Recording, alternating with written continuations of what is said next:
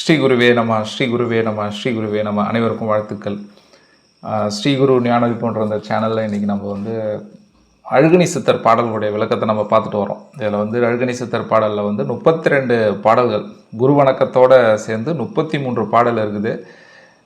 இதை ஒரு 18 எபிசோடாக பார்க்கலாம்னு சொல்லிட்டு ரெண்டாவது எபிசோட், முதல் எபிசோடில் 3 பாடல்கள் பார்த்தோம் குரு வணக்கத்தோடு.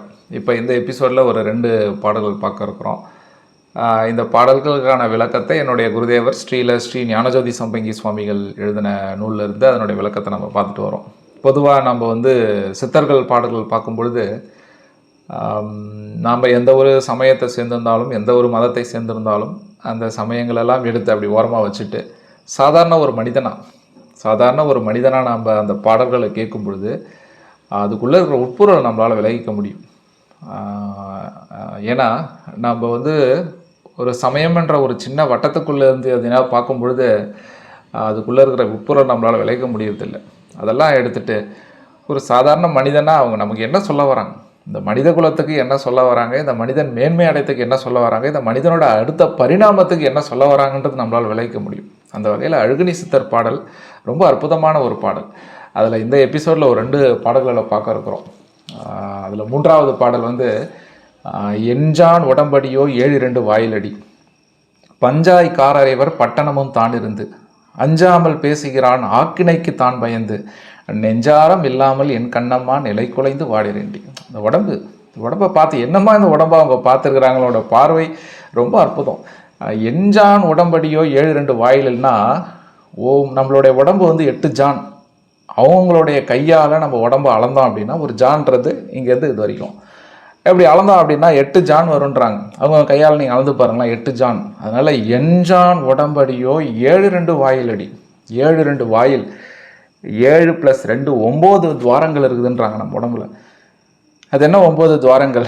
2 கண், மூக்கு, 2 காது, ஒரு வாய். 7ஆச்சா? 8 மலம் போகிற இடம் குதம், 9 சிறுநீர் கழிக்கிற இடம் உபஸ்தம். 9 துவாரங்கள். அப்போ இந்த உடம்பு எஞ்சான் உடம்படியோ 7 வாயிலடி.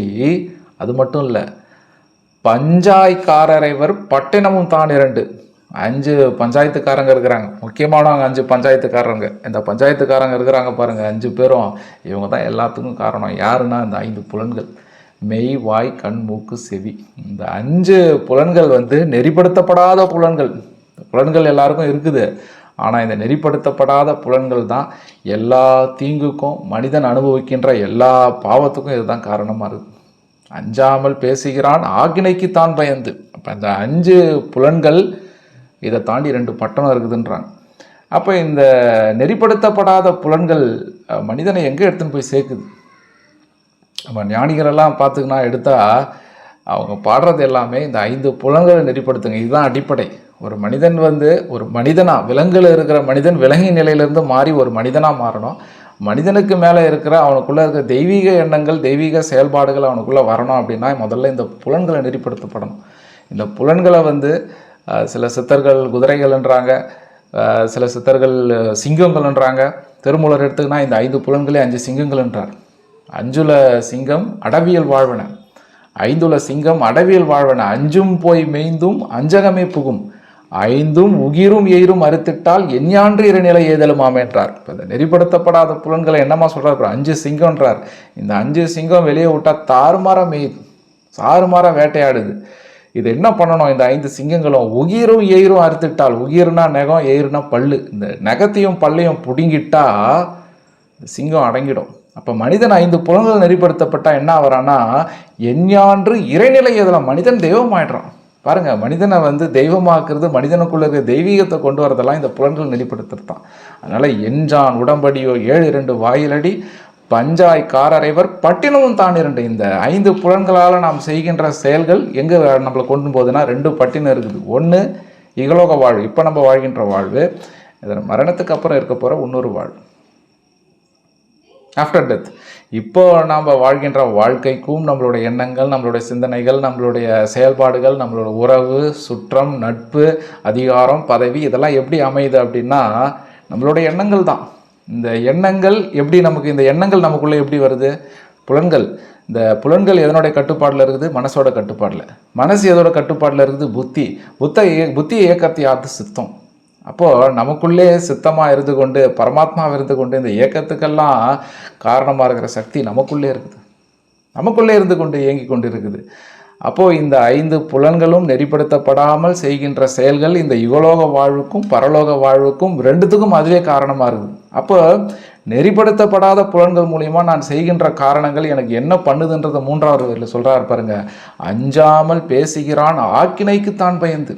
அதாவது இந்த நெறிப்படுத்தப்படாத புலன்கள் மூலயமா நான் செய்கின்ற செயல்கள் எல்லாம் எனக்கு ஒரு பெரிய மனப்பதட்டத்தை கொடுக்குது, பயத்தை கொடுக்குது. எஞ்சான் உடம்படியோ 7 வாயிலடி பஞ்சாய் காரிரவர் பட்டினமும் தான் 2 அஞ்சாமல் பேசுகிறான் ஆக்கினைக்கு தான் பயந்து நெஞ்சாரம் இல்லாமல் என் கண்ணம்மா நிலை குலைந்து. நெஞ்சாரம்னா மன நிறைவு. எனக்கு மனநிறைவு வரல. காரணம் என் புலன்கள் நெறிப்படுத்தப்படாமல் நான் செய்கின்ற வினைப்பயங்கள், தீங்குகள், தீய காரியங்கள் மீண்டும் எனக்குள்ளே பதிவாகி மீண்டும் என்னை ஒரு படுகொலியில் எடுத்துன்னு போய் தள்ளுறதால இந்த காரியங்கள்லாம் செய்யும்பொழுது எனக்கு பயம் வருது. வாழ்க்கையில் ஒரு மன நிறைவே இல்லை. அஞ்சாமல் பேசுகிறான் ஆக்கினைக்கு தான் பயந்து நெஞ்சாரம் இல்லாமல் என் கண்ணம்மா நிலை குலைந்து வாடுறேண்டி. அப்போ இந்த பாட்டை கேட்கும்போது நமக்கு என்ன தோணுதுன்னா, இந்த புலன்களையெல்லாம் நெறிப்படுத்துறதுக்கு எனக்கு ஒரு வழி கிடைக்காதா? அகங்காரம் உள்ளடக்கி ஆங்காரம் உள்ளடக்கி 5 புலன்களை சுட்டெரித்து தூங்காமல் தூங்கி சுகம் காண்பது எற்காலம். பத்திரிகிரியா. இந்த 5 புலன்களை நான் நெறிப்படுத்தி தூங்காமல் தூங்கி தவம் தியானம் அதை சொல்கிறார். அந்த மாதிரி ஒரு காலம் எனக்கு எப்போ வருன்றார். அதே இதுதான் அழுக்குனி சித்தரும் சொல்கிறார். எஞ்சான் உடம்படியோ 7 வாயிலடி பஞ்சாய் காரிரைவர் பட்டினமும் தான் 2 அஞ்சாமல் பேசுகிறான் ஆக்கினைக்கு தான் பயந்து நெஞ்சாரம் இல்லாமல் என் கண்ணம்மா நிலை குலைந்து வாடேரண்டி. 3வது பாடல் ரொம்ப அற்புதம். அது 4வது பாடலுக்கு போனோம் அப்படின்னா, பட்டினத்தை ஆளுகின்ற பஞ்சவர்கள் ராஜாக்கள்.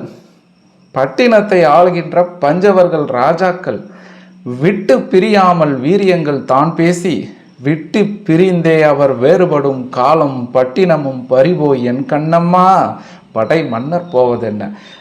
இந்த பாட்டை பாருங்க. மேலோட்டமாக நம்ம பார்க்கும்போது சரி, ஒரு பட்டணம் இருக்குது, பட்டினத்தை 5 ராஜாக்கள் ஆள்றாங்க. பட்டினத்தை ஆளுகின்ற பஞ்சவர்கள் ராஜாக்கள் விட்டு பிரியாமல் வீரியங்கள் தான் பேசி.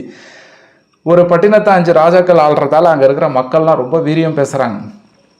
சரி, ஒரு காலத்தில் என்ன ஆகுது? விட்டு பிரியாமல் வீரியங்கள் தான் பேசி விட்டு பிரிந்தே அவர் வேறுபடும் காலம் பட்டினம் பறிப்போய் என் கண்ணம்மா படை மன்னர் போவதென்ன. இந்த 5 ராஜாக்களும் ஒரு காலத்தில் பிரிஞ்சிடுறாங்க. பிரிஞ்சதால்னா ஆச்சுன்னா பட்டினமும் பறிபோச்சு, படை மன்னர்களும் போயிட்டாங்க. இது மேலோட்டமான ஒரு அர்த்தம். ஆனால் இதுக்குள்ளே இருக்கிற உட்பொருளை பாருங்கள். பட்டினத்தை ஆளுகின்ற பஞ்சவர்கள் ராஜாக்கள். இந்த உடம்பை பட்டினன்றார். அப்போ இந்த உடம்ப 5 ராஜாக்கள் ஆள்றாராமே, அது யாரு? அந்துனா பஞ்சபூதங்கள். பட்டினத்தை ஆளுகின்ற பஞ்சவர்கள் ராஜாக்கள். இந்த உடம்ப 5 பூதங்கள் ஆளுது. எது 5 பூதங்கள்? நிலம், நீர், நெருப்பு, காற்று, ஆகாசம். இந்த நிலமும் நீரும் நெருப்பும் காற்று ஆகாசம் நம்ம வெளியில தான் பார்த்துக்கிறோம். நம்ம உடம்புல இருக்குதான்னா அது இல்லாமல் அந்த உடம்பு இல்லை. இந்த பஞ்சபூதங்களோட இயக்கம் தான். நல்லா நம்ம பார்த்தோம் அப்படின்னா அந்த உயிர், இந்த பிரபஞ்சத்தில் உயிர் எப்படி உருவாச்சு? இன்னைக்கு விஞ்ஞானம்லாம் பேசுது. விஞ்ஞானம்லாம் சொல்கிறாங்களே, சூரிய வெப்பம், காற்று, நீர், இது எல்லாம் ஒன்றாக வினைப்படும் போது அங்கே உயிர் உருவாச்சுன்றாங்க. அப்போ இந்த பஞ்சபூதங்களோட இயக்கம் தான், அந்த உயிரினோட பரிணாம வளர்ச்சி தானே மனிதன்றது ஜீவனுடைய எல்லையற்ற பயணத்தில் நாம் வாழ்கின்ற வாழ்க்கை ஒரு நீண்ட பயணத்தினுடைய ஒரு சிறு அங்கம். அப்போ அந்த நீண்ட பயணத்தில் பரிணாம வளர்ச்சி பெற்ற அந்த மனிதன், இந்த பஞ்சபூதங்கள் நம்ம உடம்புக்குள்ளேயே இயங்குது. இந்த உடம்பு மண்ணின் கூறு. நிலம், நீர், நெருப்பு, காற்று, ஆகாசம் 5 இருக்குது. இந்த உடம்பு மண்ணின் கூறு. இந்த உடம்பு இந்த பூமியில் மண்ணில் என்னென்ன இருக்குதோ எல்லாமே நம்ம உடம்புல இருக்குது. எல்லாமே இருக்குது. மினரல்ஸ், மெட்டல்ஸ் எல்லாமே இருக்குது. நம்ம உடம்புல அயன் இருக்குது, நம்ம உடம்புல கால்சியம் இருக்குது, நம்ம உடம்புல பொட்டாசியம் இருக்குது, நம்ம உடம்புல மெக்னீஷியம் இருக்குது, நம்ம உடம்புல சோடியம் இருக்குது, ஜிங்க் இருக்குது, எல்லாமே இருக்குது. அயன் உடம்புல இருக்கிறதால தானே நம்ம ரத்தத்தில் அது ஹீமோகுளோபினுக்கு முக்கியமான ஒரு காரணமாக இருக்குது. நம்ம ரத்தத்தில் ஹீமோகுளோபின் நல்லா இருக்கணும்னா அயன் சத்து நல்லா இருக்கும். ஹீமோகுளோபின் இருந்தால் தான் நம்ம சுவாசிக்கிற காற்றுல இருக்கிற ஆக்சிஜனை நம்ம ரத்தம் எடுத்துக்கும். அப்போது நம்ம சுவாசிக்கிற காற்றுல இருக்கிற ஆக்சிஜனை ரத்தம் எடுத்துக்கலாம்னு என்ன ஆகுதுன்னா ரத்தம் சோகை வருது, அனிமிக் வருது. அப்போது அந்த அயன்ன்ற ஒரு தாது, ஒரு சத்து நமக்கு ரொம்ப முக்கியமாக இருக்குது. அயன் உடம்புல அயன் இருக்குது. அப்புறம் நம்ம இதயம் இயங்கிறது வந்து பொட்டாசியம் இதயம் இயங்கிறதுக்கு. அதே மாதிரி நம்ம ஜிங்க் இம்யூனி சிஸ்டத்தை பில்ட் பண்ணுது. கால்சியம் நம்மளுடைய எலும்புக்கு, மெக்னீஷியம் நம்மளுடைய நர்வஸ் சிஸ்டம். அப்போ இந்த உடம்பு வந்து மண்ணின் கூறு. மண்ணில் என்னென்ன இருக்குதோ எல்லாம் இந்த உடம்புல இருக்குது. ஆனால் மரணத்துக்கு அப்புறம் என்ன ஆகுது? இதை தான் அவர் சிந்திக்க சொல்கிறார். இந்த 5 ராஜா உடம்புல இருக்கிறாங்கல்ல, இந்த 5 ராஜாவோட கதி கடைசியாக என்ன ஆகுது பாருப்பான்றார். மரணத்துக்கு அப்புறம் இந்த உடம்பு மண்ணோட மண்ணாக போயிடுது. ஒன்று எரிச்சிடுறோம், போய்ச்சிட்றோம். அப்போது இந்த உடம்பு மண்ணின் கூறு. நம்ம சுவாசிக்கிறோம், காற்று இருக்குது பாருங்கள். காற்று இன்னொரு பஞ்சபூதம், அது நம்மளுடைய சுவாசத்தில் இருக்குது. சுவாசம் நின்று போயிடுதுன்னா உயிர் போயிடுது. மரணத்துக்கு அப்போது அதுவும் வந்து போயிடுது. அப்போது நீர், நம்ம பஞ்சபூதங்களில் நீர் வந்து நம்ம உடம்புல இருக்கிற ரத்தம் மட்டும் இல்லாமல் நம்ம கிளான்ஸ் சுரக்கக்கூடிய அந்த ஹார்மோன்கள், இதெல்லாம் நீரின் கூறு. நெருப்பு வந்து உஷ்ணம், உடம்புக்குள்ளே ஒரு உஷ்ணம் இருந்துனே இருக்குது. அந்த உஷ்ணம் இருக்கிறதால தான் நம்ம உயிரோடு இருக்கிறோம். இறந்த உடம்பெல்லாம் பார்த்தா அந்த உடம்பு அப்படியே ஜில்லுன்னு ஆகிடும். காரணம் அந்த உஷ்ணம் உடம்பு விட்டு போயிடுது. அப்போது அந்த உடம்புல நெருப்பின் கூறு, நெருப்பு வெளியில் போயிடுது மரணத்துக்கு அப்புறம். இதுக்கப்புறம் இருக்கிறது ஆகாசம். சரி, உடம்புல ஆகாசம் எங்கே இருக்குது அப்படின்னா நம்மளுடைய மனம். இந்த மனதால் நாம் செய்கின்ற ஒரு எண்ணங்களும் செயல்களும் மனதின் பதிவுகளாக நமக்குள்ளே பதிவாகுது. மரணத்துக்கு அப்புறம் அழியாத தொகுப்புகளாக இதுதான் இருக்குது. ஒன்று அந்தந்த பூதங்கள் மரணத்துக்கு அப்புறம் பட்டினத்தை ஆளுகின்ற பஞ்சவர்கள் ராஜாக்கள் விட்டு பிரியாமல் வீரியங்கள் தான் பேசி. இந்த 5 பஞ்ச பூதங்கள் நம்ம உடம்புல இருந்து கொண்டு அந்த உடம்பை இயக்குது. இந்த 5 பூதங்கள் உடம்புல நம்மளுக்கு சீராக இருக்கும் பொழுதும் இளமை, பலம், அதிகாரம், இதெல்லாம் நம்ம உடம்புல இருக்கிறதால மனிதன் என்ன பண்ணுறான்? அகங்காரம். இது நாம் செய்கின்ற ஒரு காரியமும் தான் என்ற அந்த அகங்காரம். பட்டினத்தை ஆளுகின்ற பஞ்சவர்கள் ராஜாக்கள் விட்டு பிரியாமல் வீரியங்கள் தான் பேசி விட்டு பிரிந்தே அவர் வேறுபடும் காலம். இந்த உடம்புல இந்த பஞ்சபூதங்களோட இயக்கமோ இதெல்லாம் இருக்கும்பொழுது மனிதன் தான் இது எல்லாத்தையும் செஞ்சிடுறேன், தன்னால் தான் இதெல்லாம் நடக்குதுன்னு ஒரு அகங்காரத்தில் இருக்கிறான். ஆனால் மரணத்துக்கு அப்புறம் என்ன ஆகுது? ஒன்றுமே இல்லை. ஒன்று அது அங்கங்கே போயிடுது. பஞ்சபூதங்களும் எங்கேருந்து வந்ததோ அங்கேயே போயிடுது. பட்டினமும் பறிபோய் என் கண்ணம்மா படைமன்னர் போவது என்ன? இந்த வாழ்க்கையோட நிலையாமையை சொல்கிறார். பிரகதியில் உண்டான குணங்களின்படி உயிர்கள் கர்மங்கள் சேவிக்கப்படுகின்றார் மகரிஷி வியாசர். இங்கே நாம் என்ன செய்கிறோம்?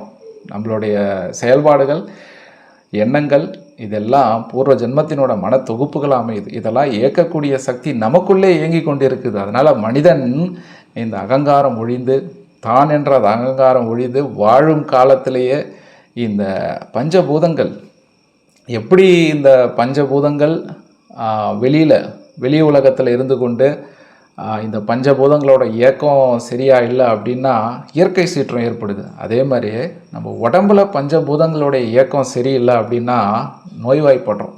அதனால் இந்த பஞ்சபூதங்களும் சரியாக இயங்கணும். இந்த இயக்கம் நல்லா இருந்தால் தான் உடம்பு நல்லா இருக்கும். ஆனால் மரணத்துக்கு அப்புறம் இந்த பஞ்சபூதங்கள் ஒன்று அங்கங்கே போயிடுது அப்படின்றார். பட்டினத்தை ஆளுகின்ற பஞ்சவர்கள் ராஜாக்கள் விட்டு பிரியாமல் வீரியங்கள் தான் பேசி விட்டு பிரிந்தே அவர் வேறுபடும் காலம் பட்டணமும் பறிபோய் என் கண்ணம்மா படைமன்னர் போவதென்ன. எவ்வளோ அற்புதமான ஒரு உட்பொருள். அந்த உடம்பும் உடற்கூற்றும் உடம்புக்குள்ள இருக்கிற தத்துவமும் அதனோட நம்மளுக்கு இந்த வாழ்க்கை தத்துவத்தையும் சொல்லக்கூடிய அற்புதமான 2 பாடல்களை பார்த்தோம். அடுத்த எபிசோடில் அடுத்த 2 பாடல்களை பார்க்கலாம். இந்த சேனலோட இணைந்தே இருங்க. பிரம்ம வித்தையான யோக நெறிகளை பழகி மனிதனிடமிருந்து அஞ்ஞானம் விலகட்டும், மெய்ஞானம் மலரட்டும், அன்பு தழைக்கட்டும், பூலோகம் சொர்க்கமாகட்டும். ஸ்ரீ குருவே நம, ஸ்ரீ குருவே நம, ஸ்ரீ குருவே நம.